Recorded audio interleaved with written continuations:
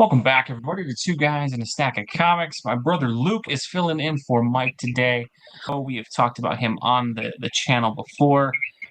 Me and Mike did a review of Superman. Look, I went and saw it the first time, and I decided me and you both were like, "Hey, we need to go see this a second time."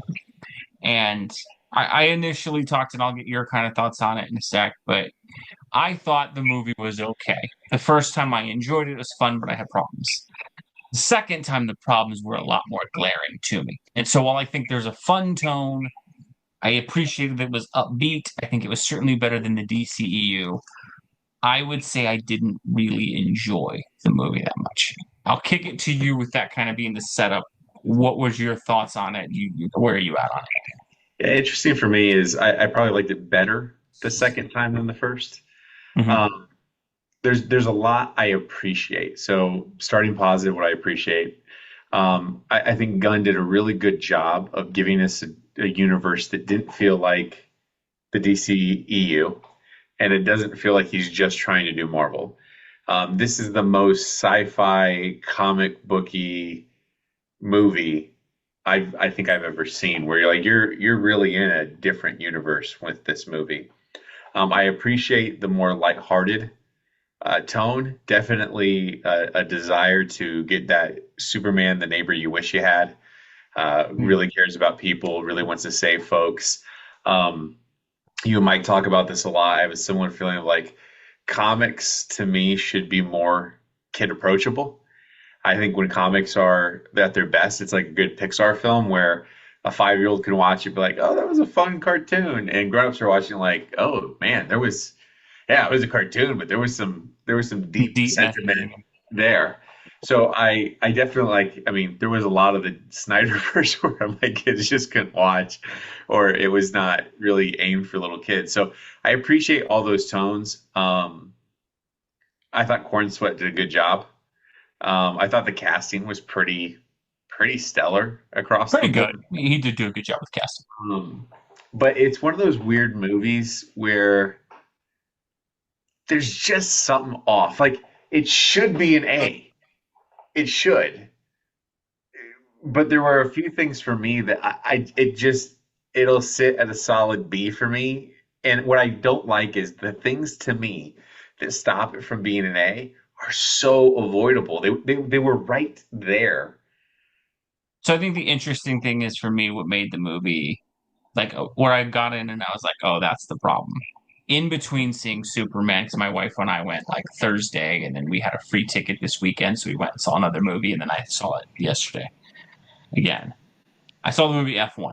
What's interesting is F1 is not exactly a deep movie.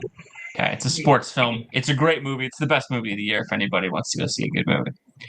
But this is not exactly a deep movie. It's a sports movie. However, there's a scene about 75% of the way through the movie where the main character, Brad Pitt's character, Sonny Hayes, kind of gets asked by his love interest why he's still racing. And he goes through this pretty emotionally resonant moment talking about how he's chasing this feeling of flying that he gets. It's not undercut by a stupid joke. It's not over the top. It's not Shakespeare, but it's enough that the character has something. And then later in the film, you actually see him get that moment. And it wasn't cheesy pop song. They trusted that even though, yes, this is a sports movie with all the cheesiness of Top Gun and all of that, we're going to give this emotionally resonant moment. Superman to me is a character that should have that. And I know I've seen people saying, it made me cry, it made me want to be a better person, and all this.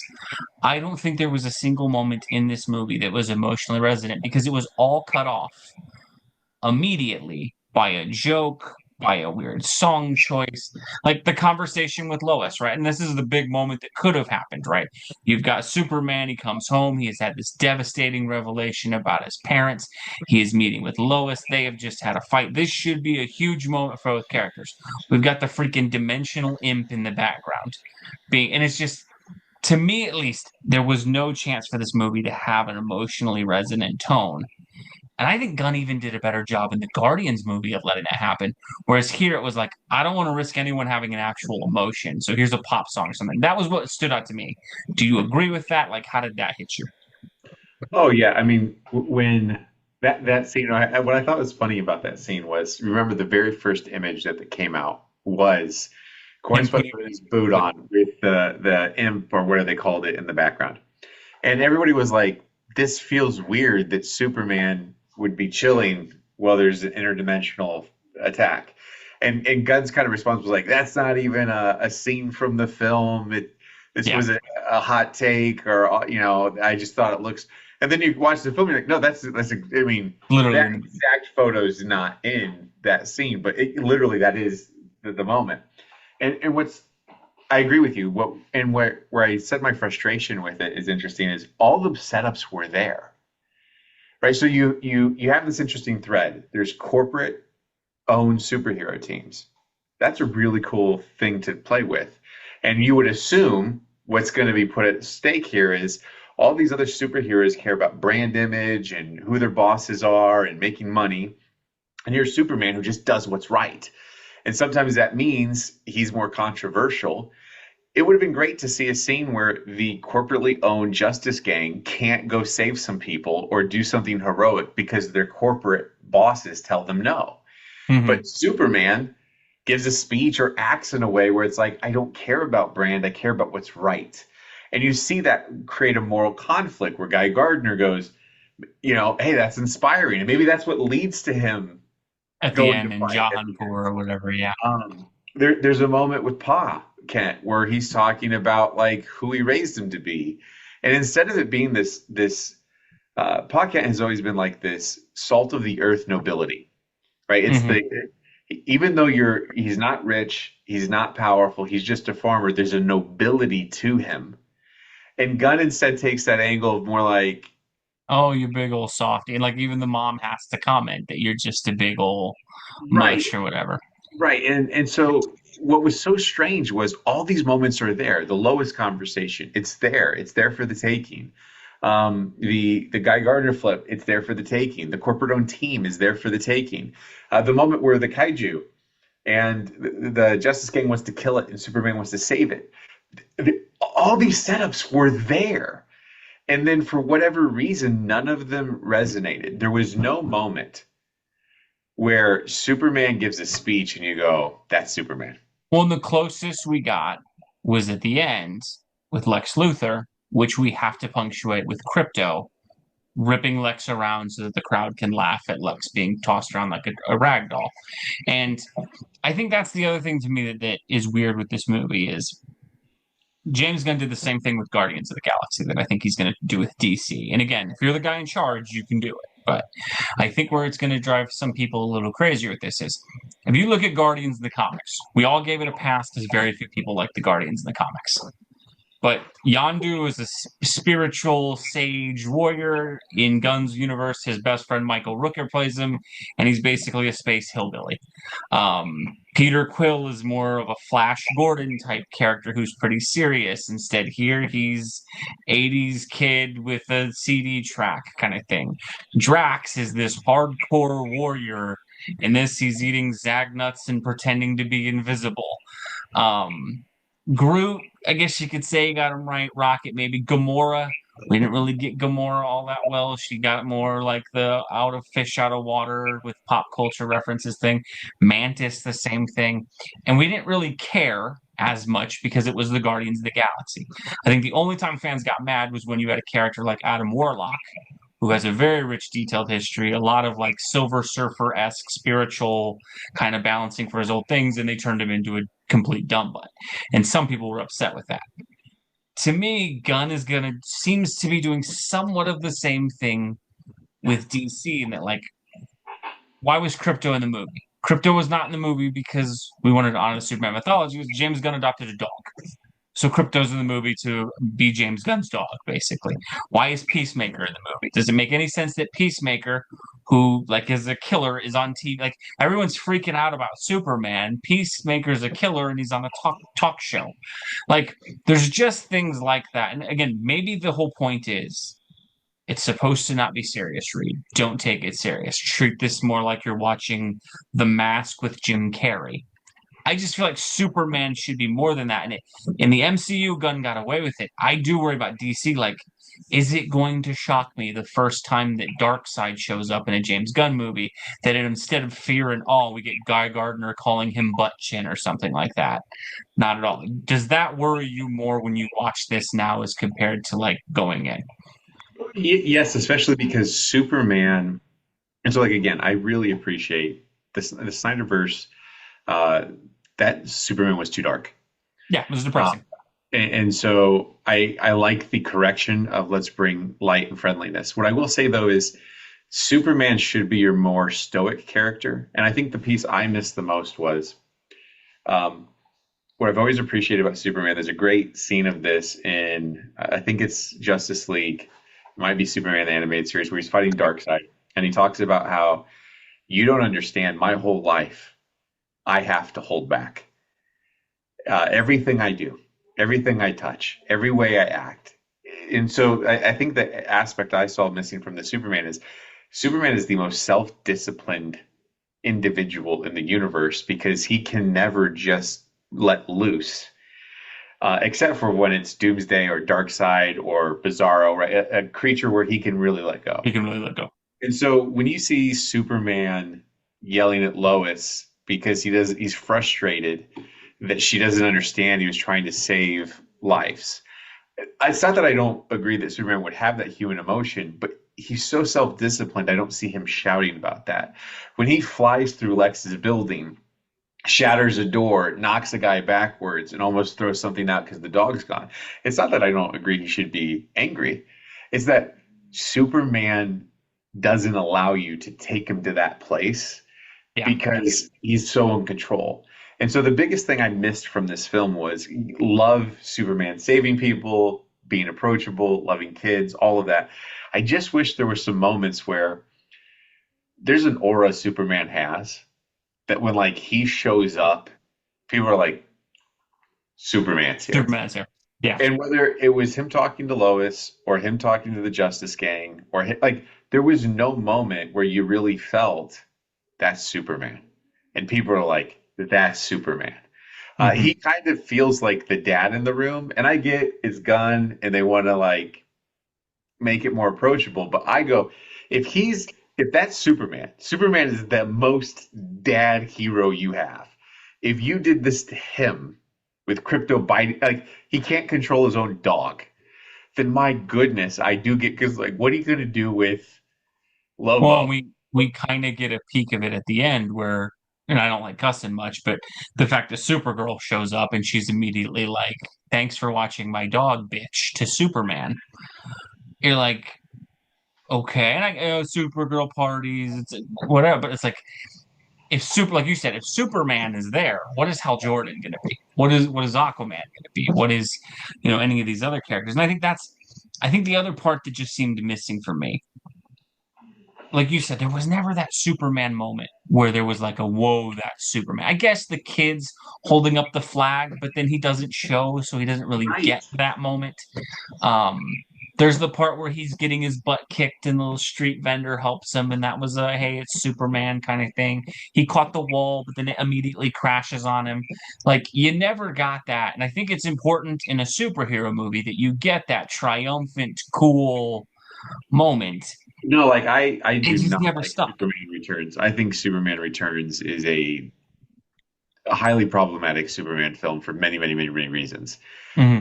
You can't argue that that plane scene is like, holy Oh no, cow. that's one of the coolest. Yeah. Um, I think the closest you got is when all the buildings crumbled and the dirt's around and he flies up. But Hmm. to your point, I think what is interesting, and you and I have had this conversation before. It's funny how your tone lets you get away with stuff. So, Marvel always had a bunch of plot points, but because it was more popcorn film, people just kind of gloss over them. The DCEU, because it wanted to be more serious, people would just shred the plot points. And Hmm. what's so funny to me is I sat here and like I like Man of Steel. We've talked about Man of Steel. I think it's a good movie. I do think it's slightly too dark. I wish that would had been the darkest it ever gotten, and everything got Instead lighter of it. from there. Yeah. Instead, it was the brightest that universe ever was. But what's so funny to me about this movie is I'm sitting there watching it, and I'm like, this is kind of like there's so many plot points that are exactly the same. So political intrigue about how does the world govern Superman? Do we need to arrest To Superman? the scene of him being arrested in front of a crowd. Yeah. Right. Hey, the Superman, the destruction. How many buildings were destroyed in this movie? Now we get the moments where like, oh, Well, they're we're all on buses. evacuated. We evacuated the whole city. Oh, yeah, you just millions of people. I'm supposed to believe six skyscrapers just tumbled, but there was zero No, casualties. that's it. As it really would have all it would have taken in Man of Steel is just some guy being like, "Oh, thank goodness we evacuated Metropolis," and everyone forgets the destruction. Like I think that's and I think the other part that was just left out of this, and it's one of the things I think Tone lets you get away with stuff. But like the Jahanpur thing at the beginning of the movie, the entire movie is built on this scene that we never see. And again, people give crap to like Cavill being depressing and stuff. This movie opens with Superman in a bloodied heap crashing. That's the first image of the DCU. There's a victory that he had by stopping a war. We don't see it. And it's like, this isn't a small plot point. This is the focal point of the ending, the focal point of his tension with Lois, the focal point that Lex is exploiting to make him known. The dictator of the country that he's going against is a recurring character in the movie. And it's like, yeah, that action scene, we didn't really choose to put that in the movie. And it's like, that's a huge piece to be missing. And that could have been your victorious Superman thing. Instead, Hammer Baravia kicks his butt when it's there. Then when it's Ultraman, gets his butt kicked. When it's the engineer, he almost gets killed, and I guess he crashes and kind of takes her out. He then basically loses to Ultraman until Crypto comes and saves him. Like the Which buildings all fall on him. He can't beat the like. It's which Superman also forgot just the moment in the movie to me. the well, and again to plot points like Lex is looking for a way to discredit Superman when he literally has a DNA clone of Of Superman. Superman. That And looks the exactly best like way him. to do this was that a video footage of people the world does not know in a language no one but Superman speaks says that Superman is here to take over, even though for 3 years and literally seconds ago he was just saving everybody. And the moment we see this clip, the whole world's like, forget But Superman. Mr. Terrific did say he knows those linguists and there's no way You it's fake. know, So that covers the whole. like James Gunn makes good movies. I love the Guardians films. But like there was just so many moments where it felt like was this like a first draft? Because like okay, so Lex is bad at the end of the film. The video's still legit. And the whole reason the world flipped on Superman was the video. So we don't care about the video anymore. Like it just felt it's one of the few movies I can think of where it was like you could have probably used 20 more minutes because it felt like you skipped plot points. And to your point, like Gunn almost can't stop himself sometimes, where it's like, okay, is it kind of funny for a second that Jimmy is a stud? Sure, In the but comics, he's got, yeah. it's also really unexplainable. And hey, instead of Lois, which I think they always struggle in Superman movies, how do you use How do you Lois? incorporate Lois Lane? So she's just not the damsel in distress. Well, so here's this whole intrigue happening with Lex and what he's setting up. Wouldn't it have been great if Lois had used her investigative journalism skills to uncover that versus, hey, Jimmy has a thing with Lex's girlfriend and she sends a bunch of selfies and those are actually how we uncover the plot? Like, it's just, again, I think most people are going to go to this film and just be like, hey, Superman's saving people and it's upbeat and the music's fun and yay.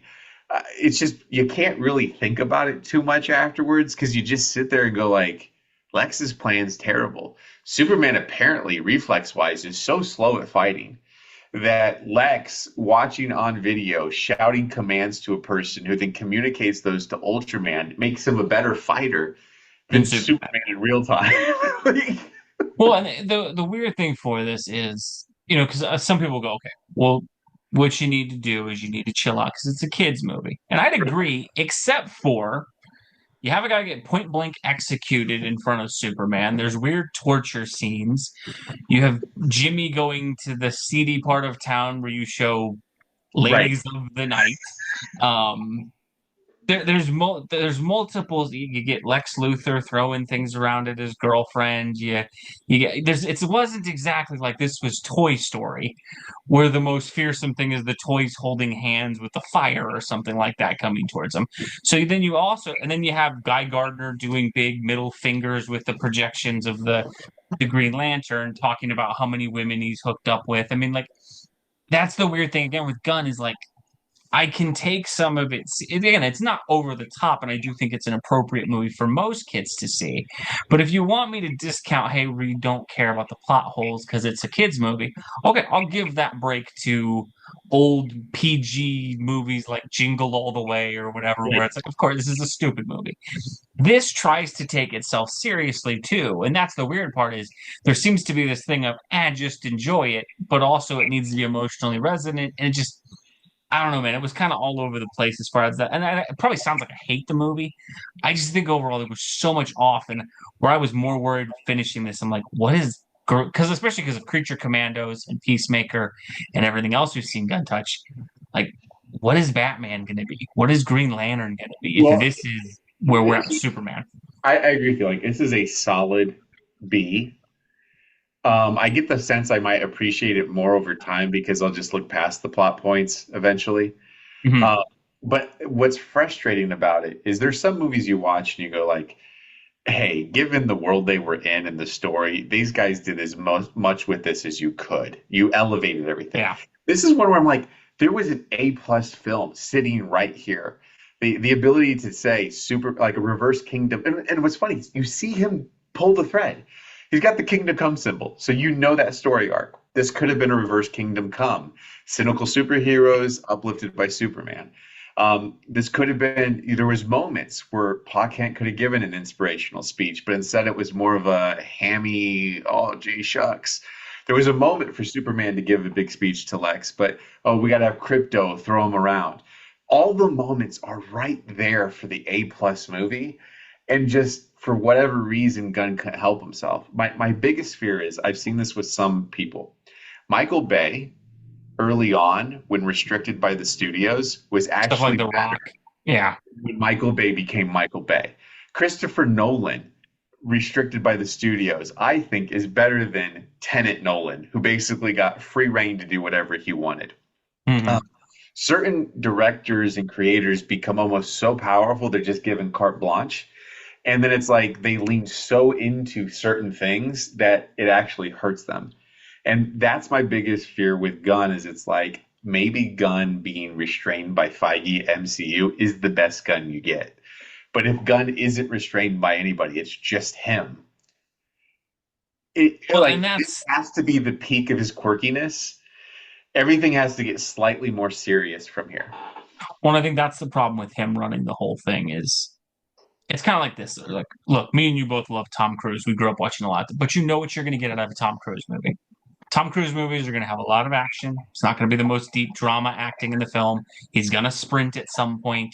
There are going to be explosions, and Tom Cruise is going to do 4 or 5 things that he will. But you know a Tom Cruise movie when you see a Tom Cruise movie. It just doesn't matter who the director is. You can tell it's a Tom Cruise film. James Gunn, at this point, we know what a James Gunn movie is. And the weird thing is, it's wild switches in tones because this was closer to PG, but then everything else has been hard R. So then I don't know how you build a universe because if you want to tell me, hey, we're embracing Silver Age comic books, fantastic. That's great. I'm not the biggest fan of that, but that's awesome and has validity. But then you do Peacemaker. And Peacemaker's connected to this, and Peacemaker's about as R as you get, and so is Creature Commandos. So, like, how do you join those two things together? Doesn't really seem like it's going to work. That's the hard part with him is we know a James Gunn movie at this point. Oh Again, no, the funny part was is I wasn't a huge fan of the corn sweatsuit. It looked too thick, guardianish. But what's funny is I kind of thought, man, him and Pattinson together, because I'm not a huge fan of the Batman I outfit got too. you. But I thought that I could see that working. I walked out of that film. The first thing I thought was like, the Batman from Pattinson's world could never show up in this No, universe. that was. as a guy who loves that movie and Batman's my favorite character, the first thing I was like, please don't. Like, I was going into this movie going, just put Pattinson in the DC universe. This is stupid. I left that like, nope. I'm glad they delayed it. Please keep that as separate as possible.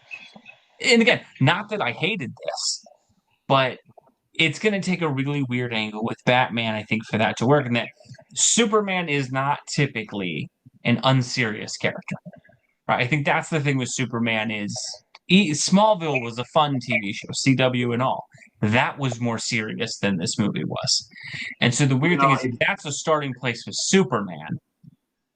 well, no, and like there were two things that stuck out to me about the world he built here that to me just are almost completely incompatible with any other thing he's shown.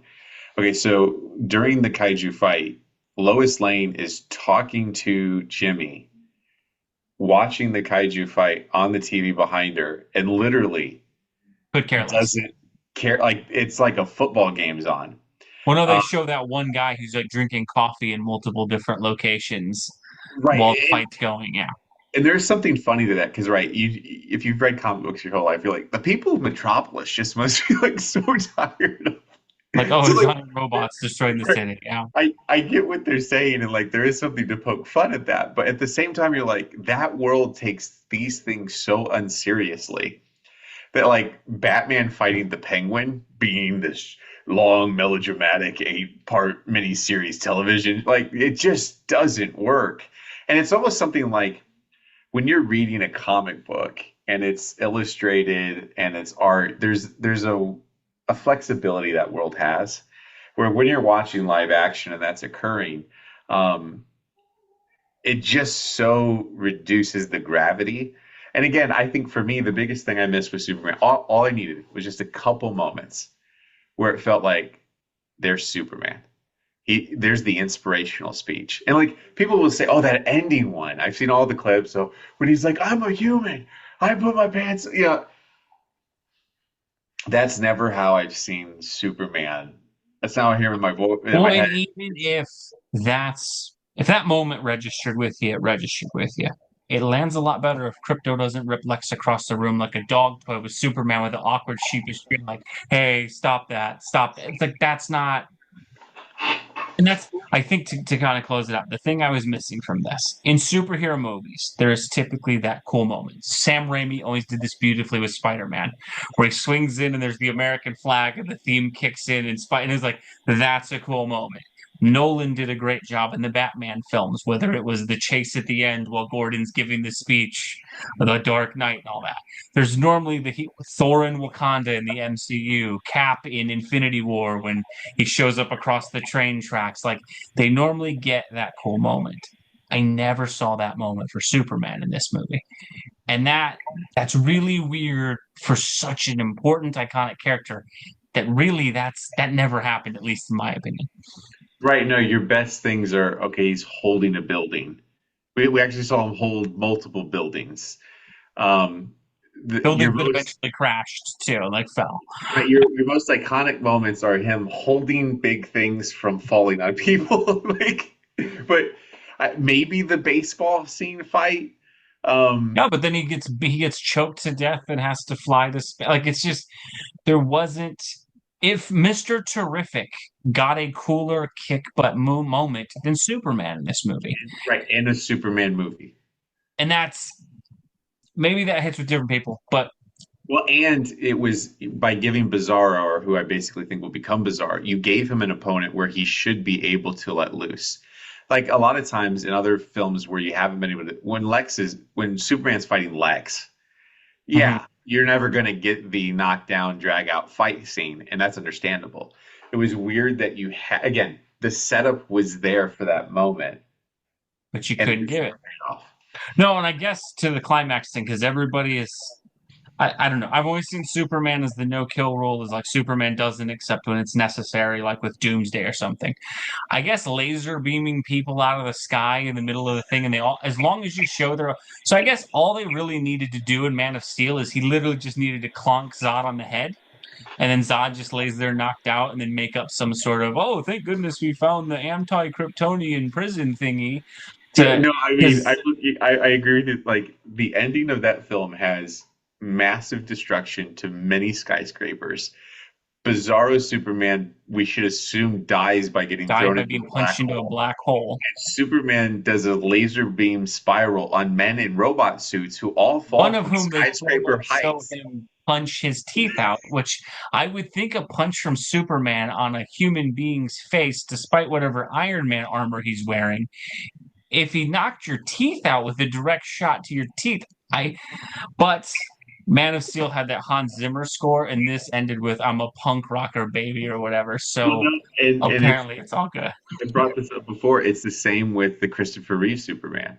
Christopher Reeve Superman literally turns Zod and his goons into humans, and then they kick them into the pits of ice and laugh about it. And everybody's like, "That's awesome." Uh, Cavill breaks Zod's neck because he's about to kill a family, and then it Not my screams in Superman. grief.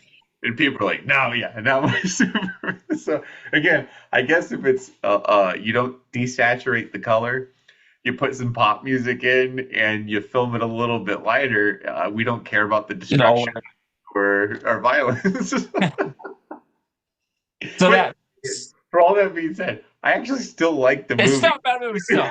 I think it's just why it didn't register as much. But yeah, there you go. Probably a long-winded rant on why, but let us know what you think down below. Did you enjoy this? Do you agree with some of the points? If not, that's okay. Always appreciate seeing your thoughts. Thank you so much for watching, folks. God bless you. We'll catch you in our next video.